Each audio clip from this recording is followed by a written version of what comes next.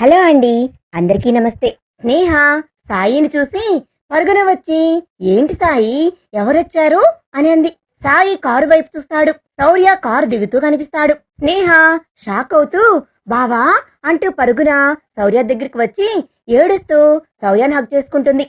స్నేహ ఏడుపుకు ఒక పక్క సాయి హృదయం, ఇటుపక్క శౌర్య హృదయం కరిగిపోతుంది. శౌర్య స్నేహ తల నిమురుతూ, ఎందుకే ఇలాంటి నిర్ణయం తీసుకున్నావు అంటాడు. స్నేహ శౌర్యకు దూరంగా జరిగి కళ్ళ నీళ్లు తుడుచుకొని సాయి వైపు చూసి, సాయి చెప్పలేదా బావా అనంది. శౌర్య నీ నోటి నుండి వినాలని పెద్ద ఘనకార్యం చేశారుగా అని అన్నాడు. స్నేహ ఎవరు చెప్పినా జరిగిందే కదా చెప్తారు అని అంది. శౌర్య చాలా తెలివిగా సమాధానం చెప్తున్నావు. విషయం బయటికి రాకుండా నా మరదలు అమాయకురాలు అనుకున్నాను, కానీ నువ్వేనా నా మరదలు స్నేహావి అని అనుమానం వచ్చేలా ఉన్నావు అని అన్నాడు. స్నేహ కళ్ళ నిండా నీళ్లతో, ఎందుకు బావా అలా మాట్లాడుతున్నావు, నేను నీ మరదలు స్నేహానే, అలాగే ఉన్నాను, ఏమీ మారలేదు అని అంది. శౌర్య స్నేహ కన్నీళ్లు తుడిచి, పద ఏదైనా హోటల్కి వెళ్ళి ఏమైనా తిందాం అని అన్నాడు. స్నేహ మరి నా మీద కోపం లేదా అని అడిగింది. శౌర్య మీ మీద కోపం కాదు, బాధ. నీ కంటి నీరుకు కారణమైన నా మీద నాకే కోపం స్నేహ. ఈ కన్నీటికి కారణం నువ్వే బావా, కానీ అసలు ఇవిప్పుడు నిన్ను చూసి ఆనందంతో వచ్చిన ఆనంద బాష్పాలు, కానీ బాధ వలన వచ్చిన కన్నీళ్లు కాదు అని అంది. శౌర్య స్నేహ తలపై కొడుతూ పద అంటాడు. సాయి ఇద్దరిని నవ్వుతూ చూస్తుంటాడు. సాయి శౌర్య ముందు కూర్చుంటే స్నేహ వెనక కూర్చుంటుంది. సాయి డ్రైవింగ్ చేస్తుంటాడు. శౌర్య కామ్గా విండోలోంచి బయటకు చూస్తూ ఉంటాడు. సాయి, శౌర్య లంచ్కి మనల్ని అక్కడికి రమ్మని సార్ పదే పదే చెప్పారు కదా అని అంటుండగా సాయి ఫోన్ రింగ్ అవుతుంది. సాయి ఫోన్ లిఫ్ట్ చేసి కాసేపు మాట్లాడేశాక, శౌర్యతో లంచ్ అయ్యాక నన్ను ఆఫీస్కి వచ్చేయమన్నాడు శౌర్య, నేను వెళ్ళాలి, కాస్త వర్క్ కూడా పెండింగ్ లో ఉంది, ఫినిష్ చేసి ఈవినింగ్ త్వరగా వచ్చేస్తా, దుర్గమ్మ టెంపుల్కి వెళ్దాం, ఇక్కడ ఫేమస్ శౌర్య అని అన్నాడు. శౌర్య మమ్మల్ని నీ రూమ్ దగ్గర వదిలేయ్, నేను స్నేహతో మాట్లాడాలి అని అన్నాడు. స్నేహ మిర్రర్లో సాయిని భయంగా చూస్తుంది. సాయి ఏం కాదులే అన్నట్లు రెప్పలార్పుతాడు. హోటల్కి వెళ్లి ముగ్గురు లంచ్ కూర్చుంటారు. సాయి 3 ఫుల్ మీల్స్ చెప్తాడు. వెయిటర్ మీల్స్ తీసుకుని వచ్చి పెడతాడు. స్నేహ లంచ్ తింటూ, బావా, మమ్మీ, డాడీ, నానమ్మ, తాతయ్య, అత్తమ్మ, మామయ్య అందరూ ఎలా ఉన్నారు అని అంది. నా మీద కోపంగా ఉన్నారా అని అంది. శౌర్య ఫస్ట్ కోపంగా ఉన్న మాట వాస్తవమే, కానీ ఇప్పుడైతే మీరు ఎక్కడ ఉన్నారో ఎలా ఉన్నారో అని బాధపడుతూ ఉంటారు స్నేహ అని అన్నాడు. స్నేహ బాధగా తలదించుకొని వెంటనే హుషారుగా, స్నిగ్ధ ఎలా ఉంది బావా, మీకు పెళ్ళయిందంట కదా, సాయి చెప్పాడు, నీ ప్రేమ గురించి చెప్పావా, తను నీ ప్రేమను అర్థం చేసుకుందా అనేలోపు శౌర్య చెప్పేలోగా, సాయి వాడి కోసం మనం అంత చేస్తే వాడు డైవర్స్ ఇచ్చి పెళ్లి చేసుకున్నాడట అని శౌర్య చెప్పిందంతా చెప్తాడు స్నేహకి. అదేంటి బావా, అది మొండిదైతే నువ్వు కూడా దానికి వత్తాసు పలికితే ఎలా అనంది. శౌర్య లేదు స్నేహ, తనకు తాను నన్ను ప్రేమించాలి, నేను తాళి కట్టాననో నేను తనను ప్రేమిస్తున్నాననో నా మీద ప్రేమ కలగకూడదు, అలాగే ఈ తాళిబంధము మా ప్రేమ బంధాన్ని బలవంతంగా కలపకూడదు, అందుకనే అలా చేశాను అన్నాడు. స్నేహ దానికి చదువు మీద నుంచి నీ మీదకు చూపు తిప్పేది ఎప్పుడు బావా అని అంది. శౌర్య ముందు తన లక్ష్యం సాధించాలి స్నేహ, తరువాత నేనే తనకు ప్రపోజ్ చేస్తాను, ఈలోగా తనను డిస్టర్బ్ చేయను అని అన్నాడు. స్నేహ అని ముగ్గురు లంచ్ చేసిన తర్వాత సాయి స్నేహాను శౌర్యను రూమ్ దగ్గర వదిలి ఇంటికి శౌర్యకిచ్చి ఆఫీస్కి వెళ్ళిపోతాడు. శౌర్య స్నేహ ఇద్దరు ఇంటి లోపలికి వస్తారు. స్నేహ కూడా అదే మొదటిసారి రావడంతో బాధగా ఇంటిని చూస్తుంది. శౌర్య లోపలికి వచ్చి దివానా కట్పై కూర్చుంటూ, నీ వల్ల వాడు ఎన్ని కష్టాలు పడుతున్నాడో చూసావా స్నేహ అని అన్నాడు. స్నేహ తలదించుకుంటుంది. శౌర్య ఒక్క మాట నాతో చెప్పి ఉంటే అని అన్నాడు. స్నేహ నన్ను కన్విన్స్ చేస్తావు అంతే కదా బావా అని అంది. శౌర్య అది కాదు స్నేహ, ఈ కష్టాలు, అవమానాలు, త్యాగాలు అవసరమా అని అన్నాడు. స్నేహ అవసరమే బావా, లేకపోతే స్నిగ్ధాను మనసు నిండా పెట్టుకొని నన్ను పెళ్లి చేసుకొని జీవితాంతం నరకం పడతావా అని అంది. శౌర్య సారీ స్నేహ, నాకు తెలియకుండానే నా మనసులో తిష్ట వేసుకొని కూర్చుంది. దాన్ని కంట్రోల్ చేసుకోవడం కోసమే దాని మీద అరిచేవాణ్ణి. కానీ స్నేహ, మన పెళ్లి నిర్ణయించిన క్షణమే స్నిగ్ధ మీద ప్రేమని సమాధి చెయ్యాలి అని నిర్ణయించుకున్నాను. నీతో జీవితం స్టార్ట్ చేశాక తన ఆలోచనలు కూడా నాకు రాకూడదు అంటే తను సంతోషంగా ఉండాలి. దానికోసం ఏం చెయ్యాలో అన్నీ చేశాను. స్నిగ్ధను మనసులో పూర్తిగా తొలగించే నీ మెడలో తాళిని కట్టేవాణ్ణి. స్నేహ, నాకు తెలుసు బావా, నువ్వు నాకు ఏ లోటు చెయ్యవు అని, నేను సంతోషంగా ఉండేలా చూసుకుంటావు అని. కానీ నీ సంతోషమే స్నిగ్ధ అని అర్థమయ్యాక నేను ఎలాగా నీ సంతోషాన్ని పోగొడతాను బావా అని అంది. శౌర్య, సాయి నీకు మంచి వరుణ్ణి వెతుకుతున్నాడు. నీకు పెళ్లి జరిపించి మీ మీద పడింది నిందని రుజువు చేశాకే హైదరాబాద్ వస్తాను అని అంటున్నాడు అని అన్నాడు. స్నేహ, వాట్? నేను సాయిని ప్రేమిస్తున్నా బావా అని అంది. శౌర్య నవ్వుతూ, నేను గమనిస్తూ ఉన్నాను. నువ్వు సాయిని చూడడం, నీ చూపులో సాయి మీద ప్రేమ తెలుసుకున్నాను. కానీ ఇక్కడికి వచ్చాక ప్రేమనా లేక ప్రేమించావు కాబట్టి సాయితో వచ్చావా తెలియదు. స్నేహ, అది నాకే అర్థం కావడం లేదు బావా. నువ్వు స్నిగ్ధతో చనువుగా ఉన్నా, దాన్ని బైక్ లో తిప్పినా ఎప్పుడు సంతోషపడేదాన్నే తప్ప జలసీగా అనిపించలేదు. కానీ సాయి స్నిగ్ధతో క్లోజ్ గా ఉంటే మనసంతా బాధగా అనిపించేది. నాతో ఎందుకు అలా ఫ్రెండ్లీగా ఉండడు? ముక్తసరిగా బాగున్నావా స్నేహ అని అడిగి వెళ్ళిపోతాడు అని స్నిగ్ధకు చాక్లెట్లు ఇస్తుంటే చాక్లెట్లు ఇష్టం లేకపోయినా నాకు చాక్లెట్ ఇవ్వచ్చు కదా అని బాధపడేదాన్ని. కానీ ఆ ఫీలింగ్ ని ప్రేమ అని నాకు తెలియదు బావా అని అంది. శౌర్య, వాడు స్నిగ్ధతో చనువుగా మెరిసింది, చాక్లెట్లు ఇచ్చింది అన్నీ నేను చెప్పి పంపిస్తానే. దానికి వాణ్ణి ఒప్పించేదానికి నాకు తల ప్రాణం తాకకు వచ్చినంత పనయ్యేది అని అంటాడు. స్నేహ నవ్వి, అది అప్పుడు నాకు తెలియదుగా బావా. పెళ్లిలో మీ మాటలు విన్నాక, నీ మనసు నిండా స్నిగ్ధ ఉందని తెలిసాక నాకు కొంచెం బాధగా కూడా అనిపించలేదు. ఇక్కడికి వచ్చాక కూడా నిన్ను మిస్ అయిన ఫీలింగ్ లేదు. కానీ సాయి నన్ను ఉమెన్స్ హాస్టల్లో వదిలి వెళ్తుంటే ప్రాణం పోయేటట్లు అనిపించింది బావా. తిరిగి సాయి ఎప్పుడు వస్తాడా అని ఎదురుచూపు. సాయి నాతో గడిపే ఆ కొద్ది క్షణాల కోసమే రోజంతా ఎదురు చూస్తూ ఉంటాను. నాకు క్లియర్గా అర్థమైంది బావా, సాయి నా ప్రాణమని. సాయి లేకపోతే నేను ఉండలేను అని అంటుంది. శౌర్య, మరి వాడితో చెప్పవచ్చుగా నీ ప్రేమ గురించి అని అన్నాడు. స్నేహ, ఏమని చెప్పాలి బావా, చిన్నప్పటి నుండి నువ్వే నా భర్తగా అనుకొని పెరిగాను. నీ మీద చాలా ఆశలు పెట్టుకొని ఉంటాను అని. ఇప్పుడు నేను నీ మీద ప్రేమను త్యాగం చేసి తనతో వచ్చి తన మనసులో గొప్ప త్యాగశీలిని అని ముద్ర వేసుకున్నాను. ఇప్పుడు నేను తనతో ప్రేమ అని చెప్పినా తను నమ్మడు. మేము లేచిపోయాం కాబట్టి తనతోనే సెటిల్ అవ్వాలి అనుకుంటున్నాను అని తను ఫీల్ అవుతాడు అని అంది. శౌర్య, సాయితో నీ ప్రేమ గురించి నేను చెబుతాను అని అన్నాడు. స్నేహ, రికమెండేషన్స్ ఉద్యోగానికి పనికొస్తాయి బావా, ప్రేమ కాదు. నువ్వు ఎలా స్నిగ్ధకు నీ మీద ప్రేమ కలగాలి అని వెయిట్ చేస్తున్నావో, నేను కూడా సాయి మనసులో నా మీద ప్రేమ కలగడం కోసం ఎదురు చూస్తున్నా బావా. తను నా కోసం ఎదురు చూడాలి. నేను ఒక 10 నిమిషాలు కనపడకపోయినా ఆ కళ్ళు నా కోసం వెతకాలి. ఇందాక నువ్వు అన్నావే, సాయిని చూసేటప్పుడు నా కళ్ళల్లో సాయి మీద ప్రేమ కనిపించింది అని. అదేవిధంగా నా మీద ప్రేమ సాయి కళ్ళల్లో నాకు కనపడాలి. సాయికి నేను తన ప్రాణము అనిపించాలి. అప్పటిదాకా సాయి ప్రేమ కోసం ఎదురు చూస్తాను బావా అని అంది. శౌర్య, కానీ వాడు నీకు పెళ్లి జరిపించాలి అనుకుంటున్నాడు. అప్పటి వరకు నీకు రక్షకుడుగా ఉంటాను అంటున్నాడు స్నేహ అని అన్నాడు. నా మీద తనకు ప్రేమ పుట్టడానికి ఒక్క క్షణం చాలు బావా.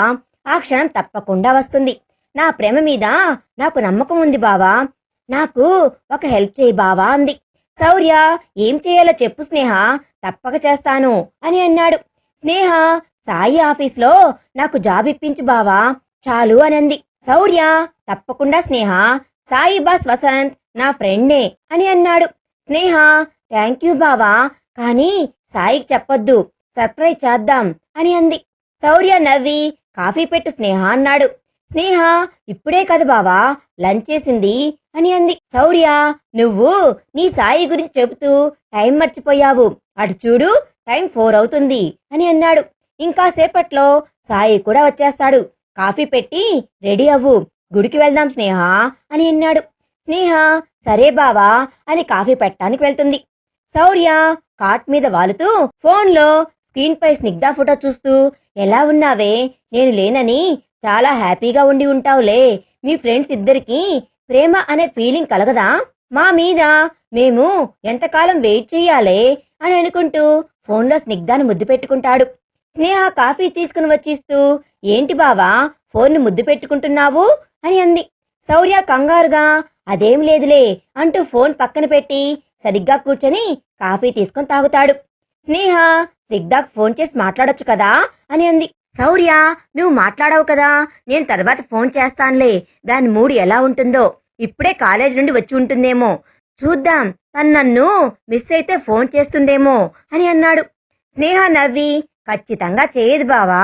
ఒకవేళ నిన్ను మిస్ అయినా నువ్వు చేయలేదు అని కోపంతో చేయదు, నువ్వే చెయ్యనంది.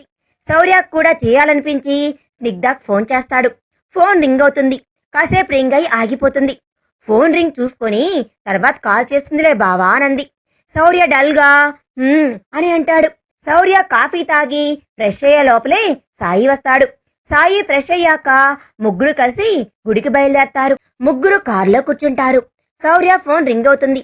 సాయి కార్ని టెంపుల్ వైపుకు డ్రైవ్ చేస్తుంటాడు. స్నేహ, బావా ఫోన్ రింగ్ అవుతుంది, స్నిగ్ధ ఏమో, త్వరగా లిఫ్ట్ చేయి అని అంది. శౌర్య, దానికి అసలు నేను గుర్తుంటానా అంటూ ఫోన్ చేతిలోకి తీసుకుని చూసుకుంటుంటాడు. స్నేహ, నీ మిస్డ్ కాల్ చూసి చేస్తుందిలే బావా, చూడు అనంది. శౌర్య డల్ గా, వసంత్ చేస్తున్నాడు అని ఫోన్ లిఫ్ట్ చేస్తాడు. వసంత్, ఏంట్రా లంచ్కి వస్తానని వెళ్ళి ఇంతవరకు అడ్రస్ లేవు, హైదరాబాద్ వెళ్ళిపోయావా ఏంటి అని అన్నాడు. శౌర్య, నా కారు నీ ఆఫీస్ దగ్గరే ఉంటే నేను హైదరాబాద్ ఎలా వెళ్తాన్రా? నేను అలా వెళ్తానా? నీ కంపెనీ కారు ఇచ్చి పంపించావు అని అన్నాడు. వసంత్ నవ్వి, అలా ఏం లేదులే, నేను నార్మల్ గానే ఇచ్చాను, నాకు లేని ఐడియాలు ఇవ్వకు, కానీ ఎంతసేపటికి వస్తున్నావు అంటాడు. శౌర్య, నేను టెంపుల్కి వెళ్తున్నాన్రా, ఎంత లేట్ అయినా నిన్ను కలవకుండా హైదరాబాద్ వెళ్ళంలే అని అన్నాడు. వసంత్, వెళ్తే చంపేను అని అన్నాడు. శౌర్య గట్టిగా నవ్వుతాడు. వసంత్, నవ్వకరా, సడన్ గా గుడికేంటి అని అన్నాడు. శౌర్య, నేను వచ్చాక నీకు అంత వివరంగా చెప్తాను. వసంత్, సరే, మా గురించి కూడా బాగా మొక్కు అని అన్నాడు. శౌర్య, రావచ్చుగా మీరు కూడా గుడికి అంటాడు. వసంత్, ఇప్పుడా పిలిచేది అని అన్నాడు. శౌర్య నొచ్చుకుంటూ, సారీరా, నువ్వు చాలా బిజీగా ఉన్నావు, నేను పిలిస్తే నీ పని అంతా పక్కన పెట్టి వస్తావని నాకు తెలుసు, అందుకే నిన్ను డిస్టర్బ్ చేయడం ఎందుకని పిలవలేదు అంటాడు. నేను మీ గురించి కూడా బాగా మొక్కుకుంటానులే అని అన్నాడు. వసంత్, థ్యాంక్ యూ, త్వరగా రా, ఇలా వచ్చావు అలా వెళ్ళిపోయావు, అసలు చూసినట్లే లేదు, మాట్లాడినట్లే లేదు అని అన్నాడు. శౌర్య నవ్వి, సరే త్వరగా వచ్చేస్తాలేరా అని ఫోన్ పెట్టేస్తాడు. సాయి, బాస్ నా ఫోన్ శౌర్య అని అన్నాడు. శౌర్య, నేను తన్ని మీట్ అవ్వకుండానే హైదరాబాద్ వెళ్ళిపోతానేమో అని తనను కలిసి వెళ్ళమంటున్నాడు రా అని అన్నాడు. స్నేహ, అదేంటి బావా, ఈ రోజే వెళ్ళాలా, రేపు వెళ్ళొచ్చుగా అని అంది. శౌర్యకి స్నిగ్ధ గుర్తుకొస్తుంది. లేదు స్నేహ, వెళ్ళాలి అంటాడు. స్నేహ, స్నిగ్ధని మిస్ అవుతున్నావనా అని అంది. శౌర్య ఏం మాట్లాడ్డు. స్నేహ, బావా నాకు ఒక డౌట్, అడగనా అని అంది. సాయి, డౌటా, అడగనా అంటే అడగవద్దు అంటాడా? డౌట్ ఉంటే అడిగి క్లియర్ చేసుకోవడం బెస్ట్ కదా అని అన్నాడు. శౌర్య, అడుగు స్నేహ అన్నాడు. స్నేహ, ఒక్కరోజుకే స్నిగ్ధని మిస్ అవుతున్నావు, మరి తన ప్రతి బర్త్డేకి నువ్వు ఎప్పుడు ఇంట్లో ఉండవు, ఏదో ఒక పని ఉందని చెప్పి వెళ్ళిపోతుంటావు, అప్పుడు ఎలా తన్ని చూడకుండా ఉండేవాడివి? అంటే బర్త్డే అంటే స్నిగ్ధకి స్పెషల్ డే కదా, స్పెషల్ గా కూడా రెడీ అవుతుంది అని అంటుంది. శౌర్య సాయి ఒకరినొకరు చూసుకుని నవ్వుకుంటారు. స్నేహ, ఏంటి సమాధానం చెప్పకుండా ఇద్దరు ఒకరి మొహం ఒకరు చూసుకుని నవ్వుకుంటున్నారు అని అంది. శౌర్య, బర్త్డే తన స్పెషల్ డే అని స్పెషల్ గా రెడీ అవుతుంది అని నువ్వే చెప్పావుగా స్నేహ, నేను తన్ను చూడకుండా ఎలా ఉండగలను? తనను చూసినప్పుడు తన మీద నా కళ్ళల్లో పొంగే ప్రేమను ఎలా ఆపను? నార్మల్ డేస్ లోనే అప్పుడప్పుడు నన్ను నేను కంట్రోల్ చేసుకోలేక ఆ ప్రేమను స్నిగ్ధ మీద కోపంగా చూపుతాను, ఇంకా అది బాధపడి నా ముందుకు రాదు. తన బర్త్డే రోజున తన్ని కోపడలేను. ఇంట్లో ఉంటే స్నిగ్ధాన్ని చూడకుండా ఉండలేను. అందుకే అలా ఎస్కేప్ అవుతాను. కానీ మీ అందరికంటే ముందు తన రూమ్కి వెళ్ళి నిద్రపోతున్న తన్ను చూసి విష్ చేసి వెళ్ళేవాణ్ణి. ఒకసారి నా కర్చీఫ్ బాల్కనీలో పడిపోయి అది తిరిగి నాకే ఇచ్చి ఎవడో రాత్రి నా గదికి వచ్చాడు బావా, వాడెవడో కనుక్కొని చితక్కొట్టు అని చెప్తుంటే నాకు మాట రాక ఆ కర్చీఫ్ తీసుకుని వెళ్ళిపోయాను అని అంటాడు. ఆ రోజు సంఘటన గుర్తు చేసుకుని నవ్వుతూ సాయి, స్నేహాలు కూడా నవ్వుతారు. శౌర్య, కానీ నేను తన బర్త్డేకి ఉండకపోయినా స్నిగ్ధాన్ని మిస్ అయ్యేవాణ్ణి కాదు. సాయి తన ప్రతి మూమెంట్ను ఫొటోస్ తీసి నాకు షేర్ చేసేవాడు. ఆ ఫొటోస్లో తనను చూసినందువలన తనను మిస్ అవుతున్న ఫీలింగ్ ఉండేది కాదు. తను సంతోషంగా ఉంది చాలు అనిపించేది. స్నేహ మనసులో అవును, సాయి స్నిగ్ధాను ఫొటోస్ తీస్తుంటే నాకు చాలా చిరాగ్గా అనిపిస్తుండేది. ఎందుకు తన ఫొటోస్ తీసుకుంటున్నాడు అని. బావ కోసం అన్నమాట అని అనుకొని శౌర్యతో అంత ప్రేమ తన మీద పెట్టుకొని నాతో పెళ్లికి ఎలా ఒప్పుకుంటావు బావా అని అంది. శౌర్య వెనక్కి తిరిగి స్నేహ వైపు చూసి, సారీ స్నేహ, మమ్మీ నా దగ్గర మాట తీసుకుంది. అందుకే నేను స్నిగ్ధ మీద ప్రేమని తనకు చూపేవాణ్ణి కాను. నా మనసులోనే సమాధి చేసుకున్నాను. నీతో పెళ్లికి ఒప్పుకున్నాను. కానీ నీ మెడలో తాళి కట్టాక ఇక స్నిగ్ధ గురించి పూర్తిగా ఆలోచించడం మానేయాలి అని డిసైడ్ అయ్యాను. అలా అని నువ్వంటే ప్రేమ లేదు అని కాదు. నువ్వు నా మరదలివి. కానీ నువ్వు ఎప్పుడైతే సాయిని ప్రేమిస్తున్నాను, వెళ్ళిపోతున్నాను అని రాసిన లెటర్ చదివానో అప్పుడే అర్థమైంది నాకు అని అన్నాడు. నీకు స్నిగ్ధ మీద నాకున్న ప్రేమ గురించి సాయి చెప్పాడు అని, మీరు మా కోసమే వెళ్ళిపోయారు అని నాకు సాయి మీద పిచ్చి కోపం వచ్చింది. నీకు నా ప్రేమ గురించి చెప్పాడు అని, మీరు చేసిన త్యాగం వృధాగా పోకూడదనే నేను స్నిగ్ధాన్ని పెళ్లి చేసుకుంది. నువ్వు సాయితో కాకుండా ఇంకెవరినైనా ప్రేమించి వెళ్ళుంటే నేను స్నిగ్ధాన్ని పెళ్లి చేసుకుని ఉండేవాళ్నే కాదు. మిమ్మల్ని ఎలాగైనా వెతికి పట్టుకొని ఇంట్లో వాళ్ళని ఒప్పించి ఆ మండపంలోనే మీ పెళ్లి జరిపించేవాణ్ణి అని సాయి వైపు చూసి, కానీ సాయి గురించి నాకు తెలుసు. నీకు తన దగ్గర ఉన్న సేఫ్ ప్రపంచంలో ఇంకెక్కడా దొరకదు అని, ఇప్పుడు కూడా ఆ నమ్మకంతోనే నిన్ను సాయి దగ్గర వదిలి వెళ్తున్నాను అని అన్నాడు. సాయి, నా మీద ఉన్న నమ్మకానికి చాలా థ్యాంక్స్ రా. నీ నమ్మకాన్ని వమ్ము చేయను. తనకు గొప్పవాణ్ణి చూసి పెళ్లి చేసే బాధ్యత నాది అని అన్నాడు. స్నేహ పొరపోయినట్లుగా దగ్గుతుంది. శౌర్య వెనక్కి తిరిగి స్నేహకు వాటర్ బాటిల్ ఇచ్చి, సాయితో నువ్వు తనకు పెళ్లి జరిపించాల్సింది గొప్పవాడితో కాదురా, తన మనసుకు నచ్చిన వాడితో. సాయి, అవునరా, తన మనసులో చోటు దొరకడమే తన గొప్ప. సో నేను గొప్పవాడితో అన్నా, నువ్వు తన మనసుకు నచ్చిన వాడు అన్నా ఒక్కడే. ఆ ఒక్కడిని వెతికి పట్టుకొని తన కొంగుకు ముడివేస్తా. ఏమి స్నేహ అని అన్నాడు. స్నేహ అంటూ మనసులో, ఆ ఒక్కడు నువ్వేనయ్యా బాబు. నీ మనసులో కాస్త చోటు కోసం తహదాలాడుతున్నాను. నా బాధ నీకు ఎప్పుడు అర్థమవుతుందో అని అనుకుంటూ పెదవి విరుస్తుంది. గుడి రావడంతో ముగ్గురు మాటలకు బ్రేక్ వేసి గుడిలోకి వెళ్లి దుర్గమ్మ తల్లి దర్శనం చేసుకుని అర్చన చేయించి అక్కడే కాసేపు కూర్చొని బయలుదేరతారు. రిటర్న్ కారులో వెళ్తుంటే శౌర్య ఒక షాపింగ్ మాల్ దగ్గర కారు ఆపేస్తాడు. స్నేహ, బావా స్నిగ్ధకేమైనా గిఫ్ట్ తీసుకోవాలా అని అంది. శౌర్య, కాదు స్నేహ, నీకు చీర తీసిద్దామని అని అంటాడు. కారు దిగుతూ ముగ్గురు షాపింగ్ మాల్లోకి వెళ్లి శారీస్ సెక్షన్ దగ్గరికి వెళ్తారు. సేల్స్ మ్యాన్ రకరకాల శారీస్లు స్నేహకు చూపిస్తుంటారు. తనకు ఏది సెలెక్ట్ చేసుకోవాలో తెలియక చూస్తూ ఉంటుంది. శౌర్య, సాయి, నువ్వు తనకి శారీ సెలెక్ట్ చెయ్యి అని అన్నాడు. సాయి, నేనా శౌర్య? తన మనసుకు నచ్చిన వరుడిని తీసుకువస్తా అంటున్నావుగా, మరి మనసుకు నచ్చిన శారీ సెలెక్ట్ చేయలేవా అని అన్నాడు. స్నేహ, నువ్వు ఏ శారీ తీసినా నాకు హ్యాపీ సాయి అని అనుకుంటూ సాయిని చూస్తుంది. సాయి అని స్నేహ పక్కన నిలబడి శారీస్ చూస్తూ ఉంటాడు. స్నేహ హార్ట్ బీట్ పెరుగుతుంటే సాయినే చూస్తూ నిలబడుతుంది. సాయి లెమన్ ఎల్లో శారీ తీసి ఇది తీసుకో అంటాడు. సాయినే చూస్తున్న స్నేహ పలకదు. సాయి స్నేహాను చూసి భుజాలు పట్టి కుదుపుతూ స్నేహ అని పిలుస్తాడు. స్నేహ ఉలిక్కిపడి, ఓకే సాయి, ఓకే. ఏంటి, చీర నీకు నచ్చాలి కదా, చూడకుండానే ఓకే అనేస్తున్నావు అని అన్నాడు. స్నేహ చీరను చూసి నవ్వుతూ, నాకు నచ్చింది సాయి అని అంటుంది. సాయి సేల్స్ మ్యాన్ కి చీర ఇచ్చి దీనికి బిల్ వేయండి అని శౌర్య కోసం చూస్తాడు. శౌర్య వాళ్ళ మధ్య ఎందుకులే అని వేరే సైడ్కి వచ్చి చుట్టూ చూస్తుంటాడు.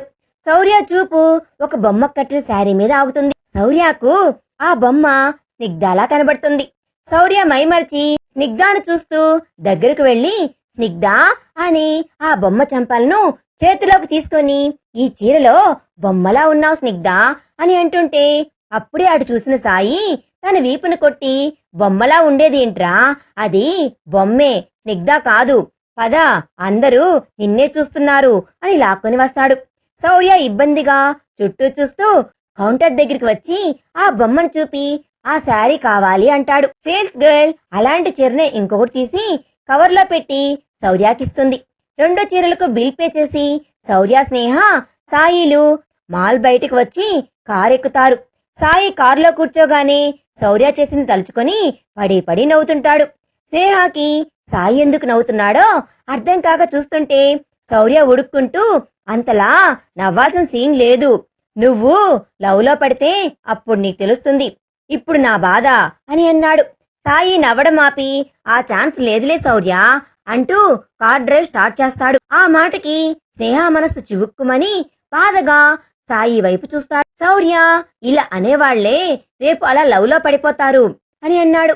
సాయి మిర్రర్లో స్నేహాన్ని చూస్తూ ముందు తన లైఫ్ సెట్ చేయందే, నేను లవ్లో పడను శౌర్య అని అన్నాడు. శౌర్య నిస్సహాయంగా చూస్తూ నువ్వే తన లైఫ్ సాయి, త్వరగా తెలుసుకో అని అనుకుంటాడు. ముగ్గురు సైలెంట్ అయిపోతారు. కాసేపటికి సాయి ఆఫీస్ దగ్గర కారు ఆపుతాడు శౌర్య. స్నేహ కారు దిగి శౌర్య దగ్గరికి వచ్చి బాయ్ బావా అని అంది. శౌర్య బాధగా స్నేహాన్ని చూసి బాయ్ స్నేహ, తొందరగా నీ లవ్ సక్సెస్ చేసుకో అని అన్నాడు. స్నేహ బావా, మా గురించి ఏమీ ఇంట్లో చెప్పొద్దు, సాయి నన్ను ప్రేమించాకే మేము అక్కడికి వస్తాము, మీ అందరి దీవెనలతోనే మేం పెళ్లి చేసుకుంటాము అని అంటుంది. శౌర్య జాగ్రత్తగా ఉండు స్నేహ, ఓకే బాయ్ బావా అని ముందుకు వెళ్లి సాయి పక్కన కూర్చుంటుంది. శౌర్య ఇద్దరిని జంటగా చూస్తూ మనసులో దీవిస్తాడు. సాయి స్నేహాని హాస్టల్లో వదిలి వచ్చేస్తాను, లేట్ చెయ్యనులే అని వెళ్ళిపోతాడు. శౌర్య లోపలికి వెళ్లి వసంత్ను కలుస్తాడు. సాయి వచ్చేంత వరకు ఇద్దరు కబుర్లు చెప్పుకుంటూ ఉంటారు. శౌర్య వసంత్కి స్నేహ జాబ్ గురించి చెప్తాడు. వసంత్ రేపు వచ్చి జాయిన్ అవ్వమని అంటాడు. శౌర్య థ్యాంక్స్ వసంత్, నువ్వు ఇంకో హెల్ప్ కూడా చెయ్యాలి అని అన్నాడు. వసంత్ ఏంటి అని అన్నాడు. శౌర్య స్నేహ సాయిని ప్రేమిస్తుంది, కానీ వాడికి స్నేహ మీద అలాంటి ఫీలింగ్స్ లేవు, అలా అని స్నేహ అంటే ఇష్టం లేదు అని కాదు, నా ప్రేమ కోసం వారిద్దరు వచ్చేశారు అంటూ మొత్తం స్టోరీ చెప్తాడు. వసంత్ అంతా విని నీ కోసం సాయి ఇంత చేశాడు, వాడు చాలా గ్రేట్, ఖచ్చితంగా నేను స్నేహ ప్రేమకు హెల్ప్ చేస్తాన్రా అని అంటాడు. సాయి రావడంతో ముగ్గురు కలిసి అక్కడే పక్కన హోటల్లో టిఫిన్ చేసి వస్తారు. వసంత్ బలవంతం మీద తన పర్సనల్ రూమ్ లో ముగ్గురు రెస్ట్ తీసుకొని తెల్లవారుజామున 4 గంటలకు లేచి రెడీ అవుతారు. బయలుదేరబోతూ శౌర్య సాయి దగ్గరకు వచ్చి హక్ చేసుకుంటాడు. సాయి కూడా శౌర్యని హక్ చేసుకుంటాడు. శౌర్య వస్తున్న కన్నిటిని గట్టిగా కళ్ళు మూసుకొని ఆపుకొని స్నేహ జాగ్రత్త, అది నీకు చెప్పవలసిన అవసరం లేదు, అయినా చెప్తున్నా జాగ్రత్త, బాయ్ రా అని వసంత్ని హగ్ చేసుకొని బాయ్ వసంత్, నేను చెప్పింది మర్చిపోకు. వసంత్ మర్చిపోన్లేరా బాయ్ అంటాడు. శౌర్య కారెక్కి బయలుదేరతాడు. వసంత్ సాయి ఎవరి దారిని వాళ్ళు వెళ్ళిపోతారు. శౌర్యకు ఎప్పుడెప్పుడు స్నిగ్ధ దగ్గర వాళ్తామా అని మనసు తొందర పెడుతుంటే కారు స్పీడ్గా పోనిస్తుంటాడు. ఉదయం 9 గంటలకు శౌర్య ఇంటికి చేరుకుంటాడు. శౌర్య ఇంటికి వెళ్లేసరికి సుచిత్ర హాల్లోనే కూర్చుని ఉంటుంది. శౌర్య సుచిత్రను పలకరించి స్నిగ్ధ ఎక్కడమ్మా అని అంటాడు. సుచిత్ర పెదవి విరుస్తూ మహారాణి ఇంకా బెడ్రూమ్లోనే ఉంది, దాని అదృష్టం అలా ఉంది అని అంది. శౌర్య తన మాటలు ఏమాత్రం పట్టించుకోకుండా ఇంతసేపు పడుకోదే అనుకుంటూ పైకి తన రూమ్కి వెళ్తాడు. స్నిగ్ధ దుప్పటి ముసుగు వేసుకొని పడుకొని ఉంటుంది. శౌర్య స్నిగ్ధ అని పిలుస్తూ దుప్పటి తీసి చెంపను తట్టి పిలవడానికి చెంపన చేయి వేస్తాడు. శౌర్య చేతికి వేడిగా తగులుతుంది. కంగారుగా నుదుటిన మెడను టచ్ చేసి ఓ మై గాడ్, ఒళ్ళు కాలిపోతుంది, ఫీవర్గా ఉంది అనుకుంటాడు. మరి స్నిగ్ధకి ఫీవర్ ఎందుకు వచ్చింది, సుచిత్ర స్నిగ్ధాన్ని బాధ పెట్టిందా అనేది మనం నెక్స్ట్ పార్ట్లో తెలుసుకుందాం. ఈ వీడియో కనుక మీకు నచ్చినట్లయితే ప్లీజ్ లైక్ చేయండి. మీ విలువైన అభిప్రాయాన్ని కామెంట్ రూపంలో తప్పకుండా తెలియజేయండి. Thanks for watching.